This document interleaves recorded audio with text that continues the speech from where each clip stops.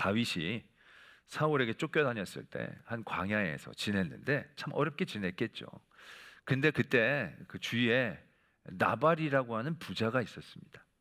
근데 이 부자 나발이 집에 양을 양털을 깎는 날이 왔다고 합니다.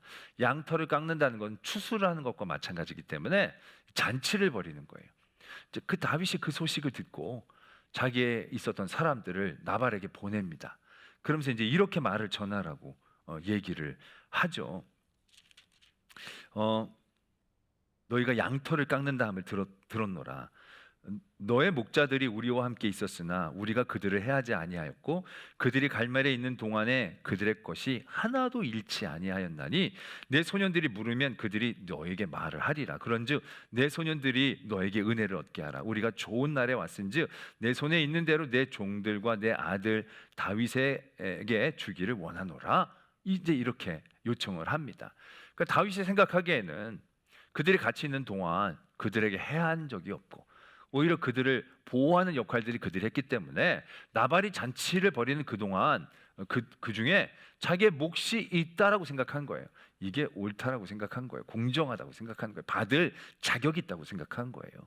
그러면서 10명을 보낸 거예요. 10명을. 근데 그 10명을 받아들이는 나발의 반응은 뭐냐? 나발이 다윗이 누구며 이새가 누구냐? 요즘 주인을 떠나 억지로 떠나는 종이 많다고 하던데 내가 어찌 내 떡과 내 물과 내 양털 깎는 자를 위해 잡은 고기를 어디서 알지도 못한 사람들에게 줄 수 있겠느냐? 이렇게 대답을 한 거예요. 근데 그 말을 듣고 다윗이 굉장히 화가 난 거예요. 자기가 굉장히 불공정한 일을 당했다고 생각하는 거예요. 근데 여러분 생각해 보세요. 다윗이 나발의 잔치에서 얻을 몫이 과연 있는 게 공정한 겁니까? 아니, 해하지 않고 건드리지 않은 게 잘한 거예요? 당연한 걸 한 것뿐이에요. 근데 자기가 해하지 않고 뺏지 않았다고 그 잔치에 자기 몫이 있다고 생각하는 건 얼마나 말도 안 되는 일이에요. 그런데 다윗이 그게 옳다라고 생각하는 거예요. 그 일들이 거절받은 게 불의한 일을 당했다고 자기가 생각하는 거예요. 아유, 그 사람 욕심 많은 사람, 안 되는 사람, 이런 식이 아니라 그 사람 죽어 마땅한 사람이라고 생각하기까지 가는 거예요. 다윗이. 나발도 그래요. 나발이 다윗이 누구냐? 요즘 주인을 떠난 종이 많대던데 그 일족이 아니겠느냐? 그러니까 다윗 솔직히 줄 필요 없는 거 맞아요. 주인 떠나 도망온 사람 맞아요. 자기 한 거 줄 필요 없는 거 맞아요. 그런데 지금 나발은 그런 사람에게 주는 게 옳으냐? 안 줘도 되지 않겠나? 라고 얘기하지만 그 마음 안에는 뭡니까? 아까운 거거든요. 주기 싫은 거거든요. 아니, 많이 있는데 좀 나눠 줄 수 있잖아요. 근데 그게 아까운 거예요. 주기 싫은 거예요. 그런 그 마음이 주인을 떠난 종이라고 그를 폄하하면서 공정과 불의의 문제로 변호를 하고 있는 그를 발견하게 되어진다는 거죠. 서로가 옳고 서로가 공정한 걸 얘기를 하는 거예요. 서로가 서로를 불의하다고 얘기하는 거예요. 근데 그 간극이 너무너무 커요. 그 간격이 피를 흘리며 죽을 만큼의 간격만큼 그들의 불의와 공의는 서로가 멀리 있다는 것을 발견하게 된다라는 것이죠. 이들이 공정을 얘기하고 의로움을 얘기하지만 그 시작은 공정과 의로움을 지키기 위한 것이 아니었다는 것을 분명히 얘기하고 있다는 거죠. 때문에 예수님께서는 우리에게 모든 탐심을 삼가 물리치라라고 얘기하실 때 그 탐심 앞에 있었던 우리들의 마음도 보기를 원하시는 겁니다.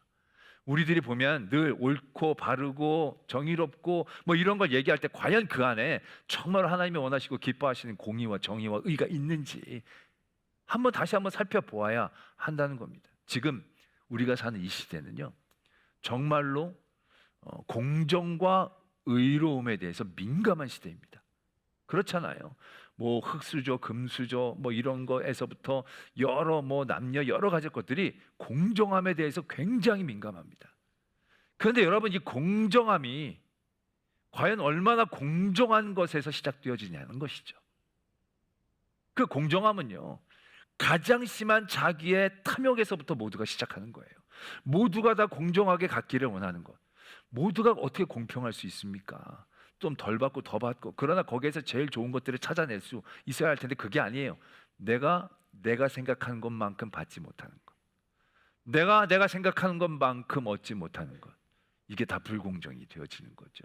가장 경계해야 될 탐심은 공의와 의로움 가운데 포장되어 있는, 내가 이를 대우받을 사람이 아닌데, 내가 덜 받았는데, 결국 이러한 나의 탐심을 우리는 바라볼 수 있어야 한다라는 것입니다. 그런데 이러한 탐심을 구분하고 이런 탐심 가운데서 우리가 자유로워지는 것은 진짜 생각보다 쉽지 않습니다. 내가 덜 받고 내가 손해보는 거 참고 견뎌낼 사람들이 과연 몇 명이나 있겠습니까? 나는 덜 받았지만 전체적으로 봤을 때 내가 좀 덜 받고 이런 게 괜찮고 모두를 위한 일인 것 같아, 이런 생각을 해낼 수 있는 사람이 누가 뭐야? 내가 좀 무시가 되고 내가 역할이 좀 줄어들지만 그래도 내가 역할이 줄어드는 게 전체적인 이 모습 가운데서는 잘 어울리고 더 좋은 모습인 것 같아, 이런 생각으로 그걸 받아들이고 이해할 수 있는 사람이 얼마나 되겠습니까? 이게 정말 쉽지 않은 마음이죠. 그래서 오늘 예수님께서는 그 탐심을 이겨내기 위한 그 다음에 우리의 마음의 중심에 대한 도전을 주고 계십니다. 15절에 보면 삼가 모든 탐심을 물리치라. 사람의 생명이 그 소유에 넉넉한 데 있지 아니하니라. 이게 무슨 말씀입니까? 지금 이 질문한 사람은 형에게서 조금 더 받는 게 자기 삶에서 굉장히 중요한 것처럼 여기는 거예요. 그게 더 있어서 자기의 삶이 더 풍요로울까라고 생각하는 거죠. 그게 덜 있기 때문에 자기 삶은 되게 되게 불행하다고 생각하는 거예요. 그건 물질에 자기의 인생이 달린 것처럼 생각하는 거예요. 그러니까 그걸 견뎌낼 수가 없죠. 참아낼 수가 없죠. 조금 덜 받는 게 자기 수명 줄어드는 것처럼 생각이 되어지니까. 근데 말씀하시는 거예요. 야, 물질이 너의 생명의 주관자더냐? 물질이 많다고 너희들이 더 오래 살더냐? 너희들이 높은 자리에 있다고 더 행복하더냐? 너희들이 더 바라고 더 얻고 더 갖고 싶어하는 것들, 그것이 너의 삶에 굉장히 큰 힘을 발휘하고 주관하는 것처럼 여겨지기 때문에 너희들이 거기에 매이지만 한번 봐라. 너의 생명이 소유의 넉넉함에 있는 것이 아니지 않느냐. 우리가 그 모든 탐심에서, 공정과 정의 내 중심적인 그런 탐욕에서 벗어나려면요, 내 삶의 주관자가 누구인지가 분명해져야 한다는 거예요. 내 삶의 주격과 소유격에 대한 분명한 이해가 있어야 된다는 거예요. 우리는 나의 삶의 주관이 물질, 세상의 성공, 세상의 여러 가지 힘, 권력 다 많이 가지고 더 높이 올라가면 행복하고 건강하고 더 오래, 그렇지만 그게 아니라는 걸 너무 잘 알고 있지 않냐는 거죠. 아까 그 나발의 문제도 마찬가지예요. 다윗이 열받아가지고 다 무장시키고 나발을 다 죽이려고 가는 거예요. 솔직히 자기가 10명씩 보낸 건 좀 심한 거 아니에요? 뭘 얼마나 했다고 2명, 3명 보낸 것도 아니고 10명씩 가는데 10명씩 손에다 한 줌씩 져줄 수도 없는 거고, 자기가 원하는 바가 10명인 거예요. 10명이 말에다 잔뜩 시gar을 갖고 오는 게 그게 욕심 아니에요? 좀 양심이 없지 않아요? 근데 그거 안 줬다고 다 무장시키고 자기가 지금 울고 싶었는데 뺨 맞은 격으로 올라가서 나발 다 죽이고 그거 자기가 갖겠다는 얘기잖아요. 그런데 하나님이 아비가일을 보내시죠. 아비가일이 다윗을 일깨웁니다.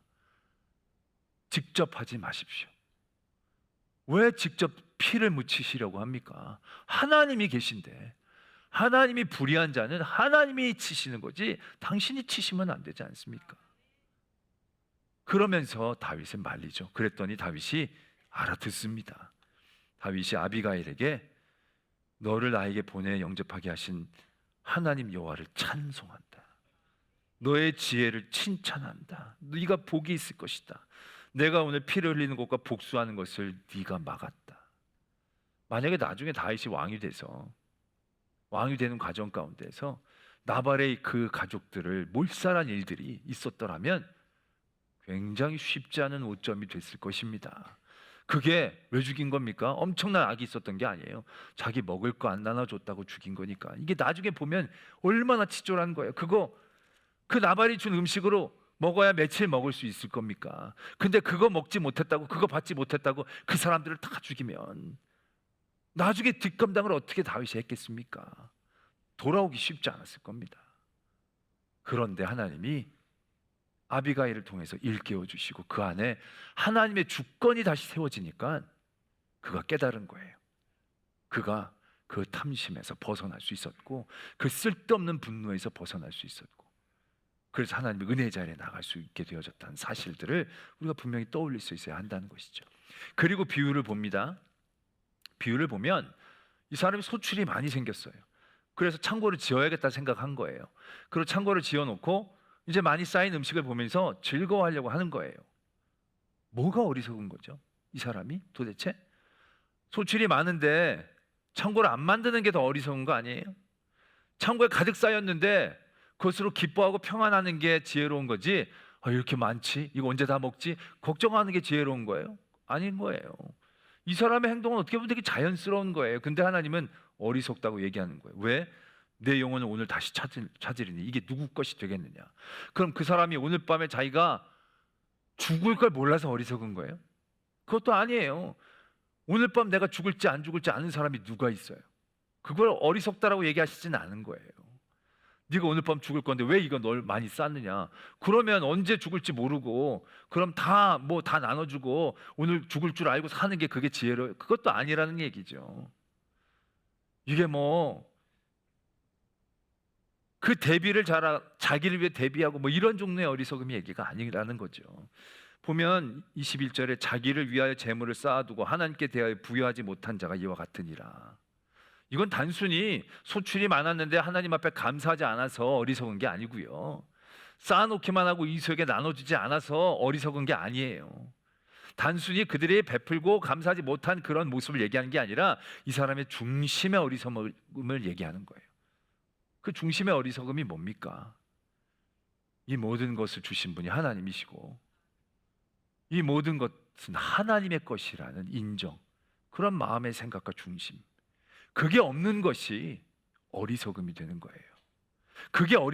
그런 중심이 없으면요, 나는 나의 삶에 내 주권과 내 소유권을 가지고 있는 그 부분에서 우리는 어리석어지고 좁아질 수밖에 없는 거예요. 오늘 이 형제가 돈 몇 푼 못 받는 것 때문에 얼마나 어리석어집니까? 그래서 그 사람 많은 데서 예수님에게 정말로 귀한 질문할 것 많을 텐데 형에게 내 것 좀 달라고 해. 이런 이치질한 얘기가 나올 만하냐는 거예요. 그거 받아서 얼마나 부귀영화를 누리려고 그 많은 사람 앞에서 예수님 앞에 자기도 찌질하게 보이고 형도 이게 말이 되냐는 거예요. 얼마 못 받았다고. 이렇게 어리석어지는 이유가 뭡니까? 탐심 때문이거든요. 탐심은 사람을 좁게 만들어요. 아까도 그분 그게 뭐라고,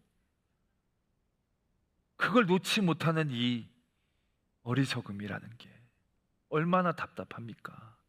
그거 와서 떨어지면 그게 그래서 그거 판이 그냥 없어지는 판이 된다고, 그게 지금 자기가 죽어가는 순간에 뭐가 중요한지 지금 모르는 거예요. 지금 뭘 붙잡아야 되는지도 모를 정도로 탐심은, 이게 내 것이라는 생각은 그 사람을 어리석게 만든다는 거죠. 오늘 예수님은 욕심을 얘기하고 계시는 게 아니에요. 욕심 가지지 말아라, 잘 나누어라, 감사할, 이 정도 얘기를 하고 계시는 게 아니라 네 마음의 중심을 바꿔라는 거예요. 탐심을 물리치려면요, 내 안에 하나님의 주권이 분명히 세워져 있어야 돼요. 그래야 내가 조금 손해보는 것도 넉넉히 이겨낼 수 있어요. 이게 내 거면 못 견뎌요. 내 거면 이론 한 장도 손해보는 게 이런 액수의 문제가 아니라 기분의 문제잖아요. 그게 넉넉히 넘어갈 수 있는 건 이게 주권이 하나님에게 있을 때, 이건 하나님이 갚아주셔야 된다고 생각할 때 거기에서 우린 지혜롭게 넉넉하게 이겨낼 수 있는 거죠. 이게 내 것이라고 생각하면요, 그때부터 다 욕심이 돼요. 내 것이 아니라 하나님의 것이라고 생각했을 때 그게 열심이 되는 거죠. 이게 내 것이라고 생각하면 다 탐심이에요. 근데 이게 하나님의 것이라고 생각하면 충성심이 되는 거예요. 우리가 내 것이 아니라고 게으르게 살 수 있는 게 아니죠. 그러한 열심과 충성심이 우리의 삶의 가장 큰 복의 이유가 되어진다는 거죠. 우리가 분명히 깨달아야 한다는 거죠. 그래서 오늘도 이 말씀이 그 뒤에 이렇게 이어져요. 무엇을 먹을까, 무엇을 마실까, 무엇을 입을까 걱정하지 말라는 거예요. 다 하나님이 아시는 거예요. 먼저 그의 나라와 그의 의를 구하라고 말씀하시는 거예요. 왜 무엇을 먹을까, 무엇을 입을까가 우리의 인생을 잡고 있는 것 같이 생각하는 그 어리석음 가운데서 우리가 깨어나야 한다는 거죠. 그러기 위해서는 모든 것은 하나님께 있습니다. 그래서 하나님의 나라와 의를 구합니다. 이게 지혜이다라는 겁니다. 불공정한 일을 당한 걸로 치면 예수님 따라갈 사람이 없어요. 예수님 얼마나 불의하게 불공정하게 일을 당하십니까? 그러나 거기에 하나님 예수님이 휘둘리지 않으셨어요. 왜? 하나님의 주권을 인정했을 때 그 자리에서도 가장 놀랍고 가장 완벽한 하나님의 승리의 자리에 서실 수 있었다라는 것입니다. 오늘 예수님의 이러한 비유를 통해서 우리의 마음에 공정과 의로움으로 포장되어 있는 탐심을 깨닫기를 원합니다. 그리고 내 주권이 하나님께 있고 내 모든 것이 주님께로부터 온 것임을 인정할 때 그 모든 것에서 벗어날 수 있고 더 지혜롭게 우리의 모든 삶의 자리를 이겨낼 수 있는, 또 하나님이 주신 은혜를 온전히 누릴 수 있는 성도가 되어질 줄로 믿습니다.